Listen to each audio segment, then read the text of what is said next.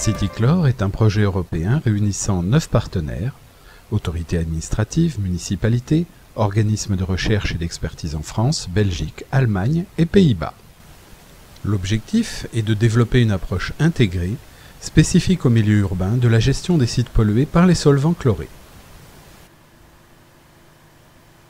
Dans ce contexte, il a été demandé à l'INERIS de tester de nouvelles méthodes de screening afin de mettre en évidence la pollution des sols et des eaux souterraines. En particulier, l'INERIS a testé le DPT pour Direct Push Technology. Pour étudier la pollution des sols et des eaux souterraines, on prélève en général sur le site des échantillons de sol qui sont ensuite envoyés en laboratoire pour analyse. L'échantillonnage des eaux souterraines est effectué après la mise en place de piézomètres qui sont adaptés au suivi à moyen et à long terme. La technologie DPT ne nécessite pas la mise en place d'ouvrages permanents. Elle consiste à introduire dans le sol une tige de faible diamètre, appelée tige DPT, à une profondeur variable en fonction de la lithologie. L'équipement DPT est porté par une structure mobile comme un camion ou une chenillette. Le choix de cette structure est fonction de l'espace disponible pour positionner l'équipement et de la lithologie. Par conséquent, le DPT est une bonne technique de screening qui peut permettre de mettre en évidence rapidement les sources et les panaches de pollution. Les tiges DPT peuvent être équipées de différentes sondes. L'une d'elles est le cône CPT.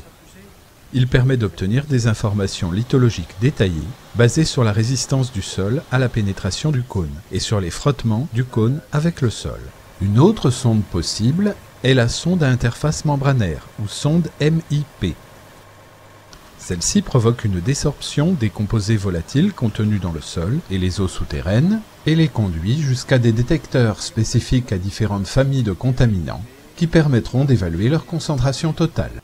Elle permet donc d'établir des profils indicatifs de concentration dans la zone non saturée du sol, puis dans la zone saturée du sol, sans avoir à prélever des échantillons de sol ni d'eau souterraine. Les tiges DPT peuvent au besoin être équipées d'outils permettant de recueillir des échantillons de sol, de gaz du sol et d'eau souterraine. En association avec la technique MIP, cela permet de prélever efficacement des échantillons aux endroits pertinents. Lors de l'étude de terrain, le DPT nous a permis de localiser les sources de pollution, de mieux délimiter les panaches de pollution, d'optimiser le réseau de surveillance des eaux souterraines, de préciser la modélisation des transferts de vapeur vers l'air intérieur. En conclusion, cette technique a été efficace pour mieux caractériser la pollution sur le site. Des investigations en dehors du site qui impliqueraient des autorisations permettraient d'affiner encore les résultats de l'étude.